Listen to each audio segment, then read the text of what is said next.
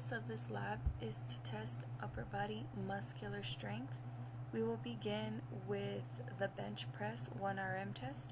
This 1RM test is a reliable indicator of muscle strength and is a standard for dynamic strength assessment. Another way to test this assessment would be with the leg press. However, in this video we will not be showing the leg press, we will just be showing the bench press and a push-up test. For this test you will need a bench press, the bar, weights, and you will also need a subject. To begin the test, the subject should warm up by completing a number of sub-maximal repetitions of the specific exercise, which is the bench press, and this would be used to determine the 1RM. During the 1RM, they must get within 4 trials of rest periods between 3 to 5 minutes. They select the initial weight that is within the subject's perceived capacity, which means what the subject thinks he or she can successfully lift. The resistance should progressively increase by 2.5 to 20 kilograms, which is 5.5 to 44 pounds, until the subject cannot complete the selected repetitions. All the reps should be performed at the same speed of movement, and the ROM is to instill consistency between trials. The final weight lifted that is successfully recorded is the absolute 1RM for the subject.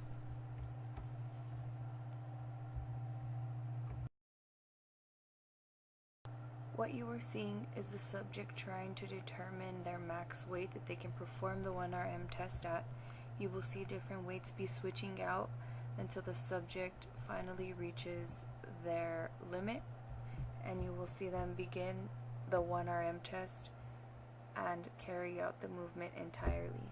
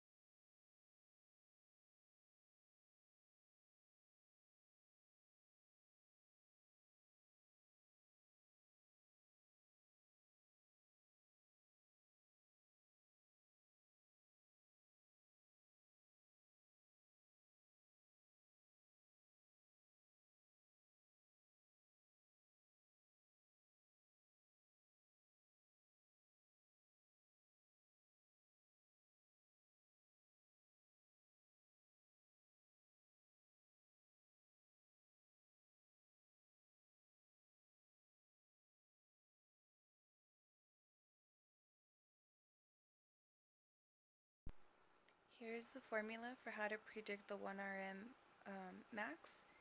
You do the weight lifted divided by 1.027 minus 0.0278 times x, where x is the number of reps performed. And our example is the subject lifted 55 pounds.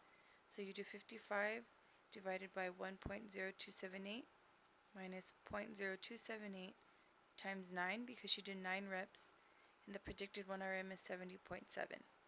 The bench press weight ratio is the weight pushed in pounds divided by the body weight. The weight pushed was 55 pounds, and her body weight is 145 pounds, which equals 0.37, which categorized in our Guidelines for Exercise Testing ACSM book is very poor. Now we will be showing the push-up test, which is a determination that reflects upper body muscular strength and endurance. It is important to always remind your clients to breathe properly while performing the push-ups, meaning they need to exhale when pushing away from the floor. The test usually begins with men starting in the down position, which is their hands facing forward under the shoulders, back straight, head up, using the toes as the pivotal point. For women, the modified knee position is also used, legs together, lower leg in contact with the mat, ankles plantar flex, back straight, hands shoulder width apart, and head up, using the knees as the pivotal point. Also, some men might need to use a modified position, and women can also do the regular standard position as well. Throughout the test, both men and women subjects' back must be straight at all times, and the subject's push-up must be to the straight arm position. How the test is scored is the maximal number of push-ups performed consecutively and with proper form without rest.